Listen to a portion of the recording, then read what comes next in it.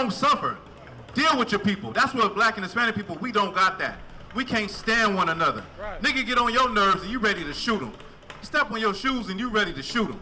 You get what I'm saying? Give me Deuteronomy 32:7. We got to understand that this is not our way. We living in hell right now. And we supposed to be living on top. We're supposed to be living on top. And in a black man's mind, you can't understand that. Like when somebody, the fact that they did what they did to us and our ancestors, we can agree that we all know what happened in slavery. But if we tell you that in the Bible that one day the people that ruled over you, you will be ruling over them, you'll reject that. Your mind can't even fathom ruling over somebody. But that's the type of mindset we gotta have. We gotta have the type of mindset of rulership. We have to have that mindset. You know why? Because Christ has that mindset when he comes back. He's going to have that mindset to set us on top. And the government is going to be a government where, like the brother said, you can't eat shrimp, crab, and lobster. A government where you can't be a homosexual. It's going to be a government where you can't kill, steal, and lie. That's the type of government that's coming to this place. But you got to get in order, black man, Hispanic man. You know why? Because you don't want to be in the fire when that destruction comes to America. We thought that a lot of people, they wanted to go back to normal. You thought that it's over. COVID-19 was just one plague. That was one pestilence. Something else worse is coming. Something else worse is coming, and the Lord is bringing it. You ain't going to be able to see it. It's going to be an invisible enemy. Like what they say, they fighting an invisible enemy when COVID-19 broke out. It's going to be worse than COVID-19. You want to know why? For the crimes that your oppressors have been committing against God's chosen people, against you. We out here fighting for you. We fighting for black, Hispanic, and Native Indians. We're fighting to wake you up. But you got to consider some things. You got to start doing some damn research. You walk around with a computer in your hand. You got a cell phone. Do some research. Your ancestors wasn't junkies. They wasn't getting high and, you know what I mean, hating one another and killing one another. You know why? Because they was being killed by the slave master. They wasn't, your ancestors had a different mindset, and if you really think about it, our ancestors were stronger than us and they were better than us. You know why? Because they knew they had an enemy and they knew who their enemy was. Today, black people don't know who your enemy is. You don't know who's really against you. You think it's your brother across the street that's your enemy.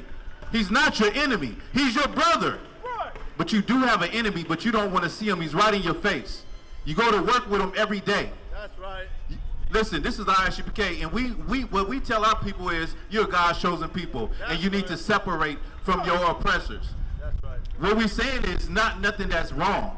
We're not advocating for black people to be violent or nothing like that, but we are advocating for black people to separate from America, to stop celebrating the holidays, to stop living the culture and the life that America wants you to live. The life, look how many black people are now saying that they're transgender. You go back 10 years ago, that didn't exist. But it shows you that black people follow the dominant society. We are followers. And we out here trying to teach black and Hispanic people how to be leaders. But we follow America to our demise, to our destruction. Now, that was like a week ago, what was it, a week ago? When the sister she had a bad drug test. She had weed in her system. And now, her hopes and dreams for performing in the Olympics has been snatched away. All because of a plant. Black and Hispanic people, you got to get off of drugs, man. And weed is a drug too. Black and Hispanic people, you may not think you're vegetarian, but you are plant-based. You live in a plant-based life, Salakia, because you can't beat a plant. You're not stronger than a goddamn plant, man. You know how I know? Because we all used to get high. But we decided that getting high wasn't worth missing the kingdom. We decided we want to change our lives. We look at our children. We look at our family. We look at the people that's looking up to us. And we said we want to do better. We want to be stronger men. And we looked up to men that were better than us, and we learned how to fight those demons, how to fight those addictions. A lot of y'all say, well, weed ain't a drug, but yet you can't even go to sleep without being high. You can't wake up in the morning and eat anything until you get high. So if that ain't an addiction, I don't know what the hell, what are we talking about? But you know, the problem is, in a white man's society, he says it's a recreational drug. And see, he can rule the world and get high and do everything he wants. But black man is sitting under the prison for having weed. But the white man can do what he want to do. He can be high. He can have drugs. But when you do it, you get punished. You know why? Because you're God's chosen people. Right. But when you eat pork, crab, shrimp, and lobster, you got health problems. You know why? Because you're God's chosen people. That don't happen to everybody. It only happens to you, right? The Asians over there eating anything under the sun and don't nothing happen to them physically. But when black people, Hispanic people eat pork, you got high blood pressure, you got diabetes, you're all jacked up. You know why? Because God said don't eat it. And you're being punished because you're God's children, not them. You know what I'm saying? And like I said, go back in our history. Our people wasn't getting high. You think they was sitting on the plantation rolling up blunts, talking about their problems? No, they dealt with their problems. You know how you deal with your problems? You get counsel. You go to therapy. In the I.S.U.P.K, we give counsel to black and Hispanics free of charge. You got an issue, you got a demon you fighting, you got an addiction that you fighting, come and get counsel, right? Because all weed is a coping mechanism. You can say, listen, you get high and you don't have to worry about your problems for about 2 hours. Then when the high come down, you're looking for the weed man again, and again, and again. That's an addiction, bruh. That's an addiction. But in our community, we don't understand what an addiction is. In our community, that's how we fight all of the problems that we have that's in our head that's plaguing us. We get high, we smoke cigarettes, we go to batter drugs. And then before you know it, your whole life is in shambles because you couldn't get counsel. Because you had nobody to talk to, but you did have somebody that would sell you some drugs. You do live in a nation where they say it's okay to get lit and be drunk and get high and just destroy yourself and party all goddamn day. We gotta grow up as a people, man. Like I said earlier, we are people that love pleasure, but we don't want to be righteous. We want to do what we want to do, and that's it, and that's all. We don't want to be told what to do, but yet we want to cry and beg and complain when things don't go our goddamn way. The Lord prescribed it right here in the Bible, what we should be doing, how we should be living, how you treat your brother, what to eat and what not to eat. Every damn thing that black people love to eat, the Lord said don't eat. Black people love shrimp, crab. They love them crab legs. That's like the white man made it a delicacy, so we think we really own when we eating that stuff. We love pork. That's a staple of our diet. We love what's the fish? Catfish. All of these things are unclean food. Tuna, unclean. These are things that we love in the black community. Bacon, ham. We love that honey ham on Christmas and Thanksgiving. But that's what's messing us up. That's what's jacking us up. Then you go to the doctor and he can't even figure out what the hell is wrong with you. He don't even have an answer for you. He don't know what's going on, right? But what's going on is you've never been taught the laws of God. Your pastor never taught you what to do, what's right and what's wrong. But we right here on the streets, we're going to teach you what's right and what's wrong according to God. Give me that, Op. This is the book of Deuteronomy, chapter 32, verse 7. Remember the days of old. Consider the years of many generations. Now the Bible says to remember the days of old. Consider the years of many generations, If you go back, if you think about the time, how long black and Hispanics been here, we're looking at about 10 generations. You get what I'm saying? We've been here that long. And we have generational curses. And when you consider the years of many generations, you see all the trauma and all the suffering that our people had to go through in this hellhole called America. When you consider the many generations, you'll start to look and see your history. And then guess what? You'll start to realize who you are. We have an identity problem in America. We fighting one another because we don't have identity. We're trying to join our oppressor because we don't have an identity. We're celebrating his holidays because we don't have an identity. We have an identity crisis in America. Black and Hispanic people, you have an identity crisis, and part of the reason is because you don't consider the many generations. You don't look back and say, why are my people like this? How did my people get like this? Black people don't consider what happened in history.